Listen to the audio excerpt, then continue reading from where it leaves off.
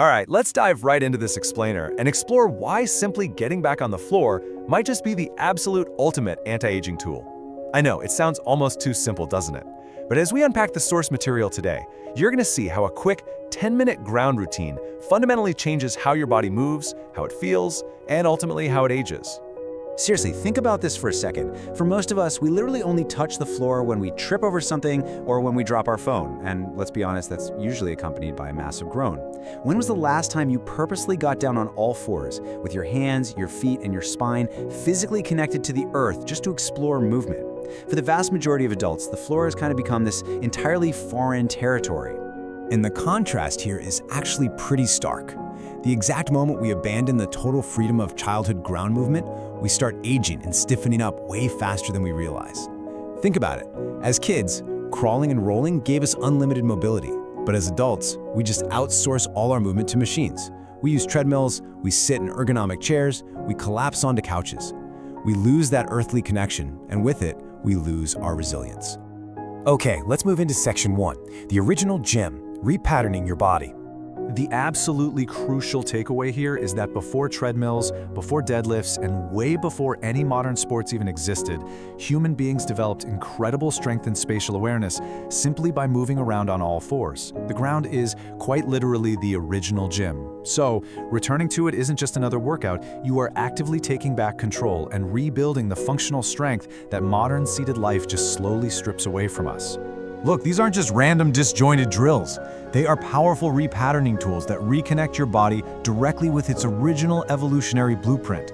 You're actively reclaiming mobility in your hips, your shoulders, and your spine by building strength in these awkward positions that most adults actively avoid.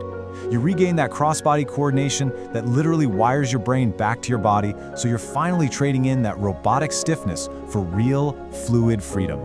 Before we jump into the actual movements, here's your simple 10-minute playbook to seamlessly fit this whole shebang into your day. The main goal is to perform each movement for 60 seconds, but hey, listen to your body.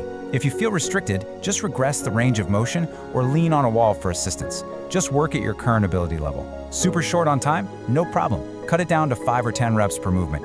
It's really about consistency here, not perfection. All right, moving on to section 2, the crab movements. Primal and honest. Now, the forward crab might look a little unusual, maybe even a bit silly to do in the middle of your living room, but I promise you, that awkwardness is exactly the medicine your body needs. It's simple, it's primal, and it's absolutely brutal in its honesty, because it instantly exposes exactly where your body is tight or weak. There is no machine at the gym, period, that can mimic this kind of total body conditioning.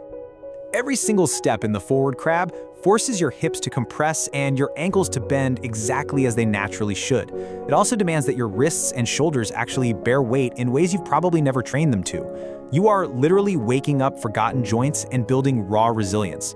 Kids build their physical foundation right here, and this routine brings that foundation roaring back. Then, when we switch to the side crab, it reveals a massive blind spot for most of us. We almost never train sideways. We live our entire lives just moving forward or backward, but moving laterally, that trains your oblique and hip power and demands a level of control that actually protects your knees from injury. This ground-based lateral training is the secret foundation of every cut, pivot, and sidestep in sports. It makes you multi-dimensional again. Let's keep the momentum going with section 3, the purest crawl, the quadrupedal walk. This one is a real blast from the past. It mimics the exact pattern you used when you first learned to crawl as a baby. It requires opposite hand and opposite foot coordination. Now, why does that actually matter? Because it forces the two hemispheres of your brain to communicate, actively sharpening your reflexes. Your spine finally learns to move fluidly again instead of acting like a rigid, fused stick. And let me tell you, because this primal walk is so neurologically and physically demanding, it humbles even the absolute fittest athletes. Seriously, just 30 seconds of this total body strength endurance will have your heart rate spiking and your muscles screaming. If you want true longevity in your movement, this simple 30-second benchmark is exactly where you start.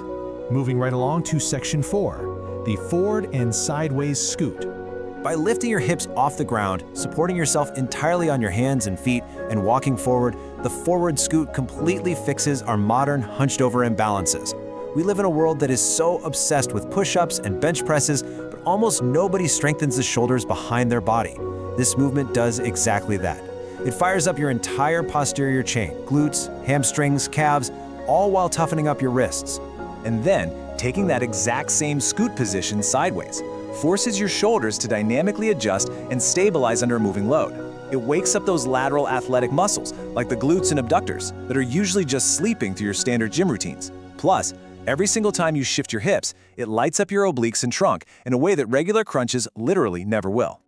Finally, let's flip the script completely for Section 5, handstands and final reconnection.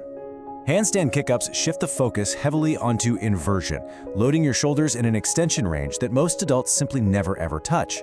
But beyond just balancing, this is really about teaching your body how to safely catch itself, stabilize, and, yes, even fail and fall in chaotic upside-down moments. Every single failed kick-up teaches your nervous system how to adapt, which builds deep, real-world physical confidence. It's actually fascinating when you step back and look at it. Whether you are crawling low to the ground or totally inverted in a handstand, notice how the foundational mechanics are exactly the same. Your palms are firmly rooted, your core is totally engaged, and your body is moving through space with complete intentional awareness. Reclaiming the floor just a few times a week translates directly to feeling more athletic, way more youthful, and incredibly resilient in every single thing you do. When you finally stop treating the floor like it's this foreign, dangerous territory and actually start using it to crawl, scoot, balance, and invert, you're ultimately taking back control over your own physical longevity. So, what does this all mean for you? Think about what your body is avoiding the absolute most right now. Are you terrified of lateral movements? Do your wrists scream at the mere thought of a forward crab? Or does being completely upside down feel like pure chaos? Whatever it is, let your weakest link be the exact place you start your 10-minute ground routine today. Don't let the ground be a stranger anymore. It's time to reclaim it.